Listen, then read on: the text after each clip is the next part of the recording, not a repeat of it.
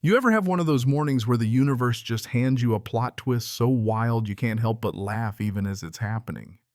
That was me, axe in hand, wood chips flying, when three squad cars and an environmental inspector rolled up in my yard, sirens flashing like they'd caught some fugitive hiding out in a woodpile. And front and center was Sharon, the queen bee of the HOA, holding a folder thicker than the Sunday paper, shouting accusations about destroying a protected forest like she'd finally nabbed her white whale. I set my axe down slow, wiped my hands on my jeans, and locked eyes with the officers. "You might want to check the land records before you put your hands on me," I told them. You should have seen Sharon's face went pale as birch bark. But honestly, that was just the beginning. Because what nobody on that street realized was this little standoff would end with me, the quiet widower in the log cabin, holding every card in the deck and the keys to their million-dollar dreamland. Now, if you're new around here, you got to picture Moonage Lake Estates in early October.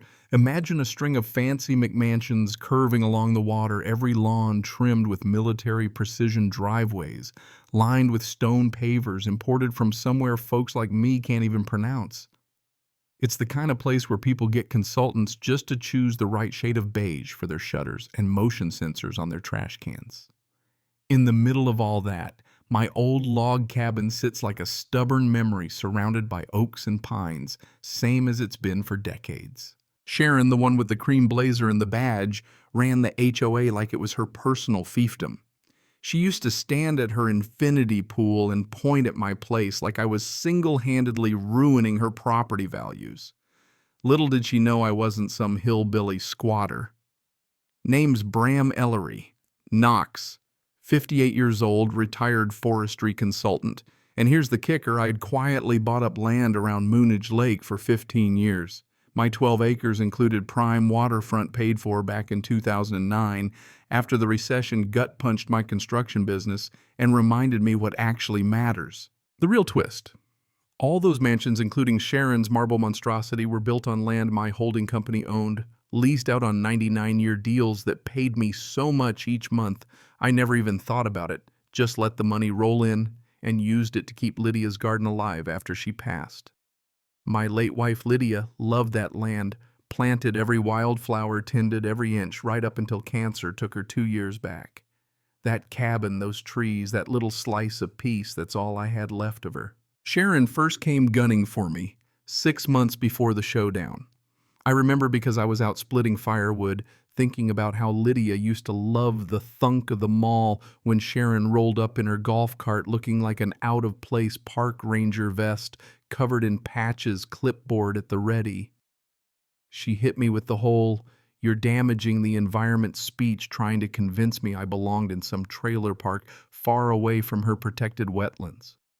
She didn't know I'd spent 3 decades managing forests, writing half the environmental guidelines her fancy lawyers used in court. She'd come armed with impact studies and environmental best practices printouts, but I just sipped my coffee and let her run her mouth. When she realized I wasn't buying it, the mask slipped and the threats started: formal reviews, impact assessments, the board will be watching you, and so on. You know the type: never met a tree she didn't want to save, never met a neighbor she didn't want to run off. Weeks passed and the pressure ramped up, certified letters about violations that didn't exist. Surprise visits from county inspectors who left scratching their heads. A photographer snapping dramatic shots of my firewood like he was documenting a crime scene. She even started an environmental watch group, binoculars, and all tracking my every move like I was running an illegal mill out of my barn. But the morning everything boiled over, I was out there splitting the last of the storm-felled timber before winter. Honest work helped me deal with the empty space Lydia left behind. That's when Sharon called the cops, telling them I was clear-cutting a protected forest. When the cars arrived, she waved her evidence folder like a holy relic, dragging out accusations in front of the whole neighborhood. Deputy Marcus Webb, a local kid I'd watched grow up, looked tired just stepping out of the cruiser. He saw my deed, checked the marked trees, poked around the property, and realized real quick this wasn't the environmental crime of the century, just a man cleaning up dead wood after a storm. The county guy Peterson spent an hour double-checking maps, muttering to himself while Sharon grew more frantic, accusing him of corruption the second he sided with reality. That was my cue. I told Marcus I'd worked as a forestry consultant, and Peterson's eyes went wide. Turned out he'd read my guidelines on storm cleanup, didn't know I was the one who wrote them. Sharon, hearing this, started melting down in front of everyone, calling lawyers, federal agencies, anyone who'd listen. The officers packed up and left, but Sharon wasn't finished. 3 days later, the state environmental folks showed up, complete with a legit ecologist, Dr. Sarah Chen, her team, and get this, a private consultant. Sharon paid out of her own pocket. They spent the morning going over every inch, measuring soil, taking water samples, checking my records. Hell, Dr. Chen even quoted my own research back to me before realizing who I was. The best part. The so-called evidence, Sharon brought photos, posters, handouts, none of it held up. When Chen's team finished, they cleared me completely. Told Sharon my practices were a model for the region. Sharon doubled down, of course. Started ranting about regulatory capture, threatening to bring in the feds. Wouldn't you know it, a week later, 3 black SUVs rolled in FBI Fish and Wildlife EPA. The lead agent, Catherine Morrison, looked like she'd seen every flavor of activist drama. She asked if I'd object to a search. Nope, I offered coffee, sat down with my records, and explained every tree cut, every permit, every plan. Didn't take long for her to see this was a wild goose chase. She even found out Sharon had a history, a stack of failed lawsuits back in California, all environmental claims dismissed for being well nuts. By the end of the day, the feds exonerated me and started wondering if Sharon was the real problem. But Sharon, in her crusader's mind, saw conspiracy everywhere. When she finally stumbled across the lease agreements, the ones that gave me the legal right to reclaim every home in Moonage Lake Estates, she lost it completely. Filed a federal lawsuit for environmental fraud, claiming I'd hidden my interest to manipulate inspections, painted me as some cartoon villain in a web of corruption. Activists rallied to her side, holding protests on my land, waving signs about justice, while standing on property I could evict them from with a single signature. The irony, Sharon, who'd tried so hard to paint me as a villain, was about to trigger her own doomsday device. The lease agreements included clauses. Any illegal activity, false claims, or actions threatening the landowner's interests could void the lease. Her lawsuit, the protests, the circus she brought to town, every bit of it was grounds for termination. My attorney, Rebecca Martinez, caught it and advised me to act. So on a rainy November morning, I watched Rebecca serve lease termination notices to every homeowner in Moonage Lake Estates. 47 families, including Sharon herself, found out their million-dollar houses didn't sit on land they owned, just ground they rented, and their leases were up. Panic hit like a tidal wave.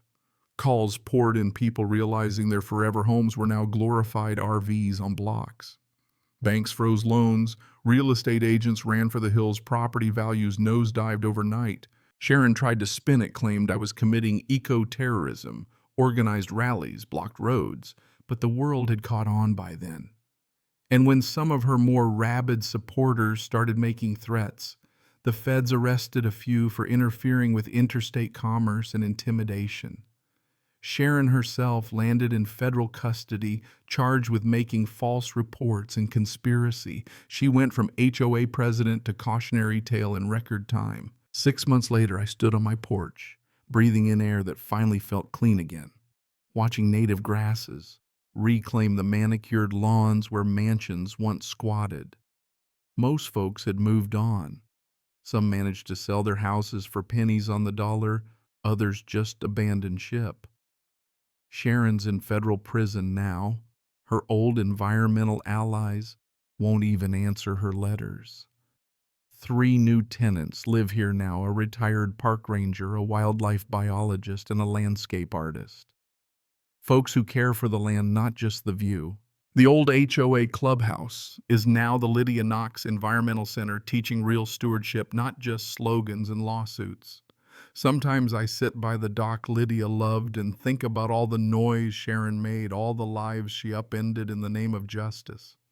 I guess sometimes the fiercest disasters aren't caused by villains, but by people so sure they're right they burn everything down trying to prove it. So here's my question for you. When the line between justice and revenge gets blurry, who really pays the price? Let me know where you stand. Was I right to end it this way? Or did Sharon get a raw deal?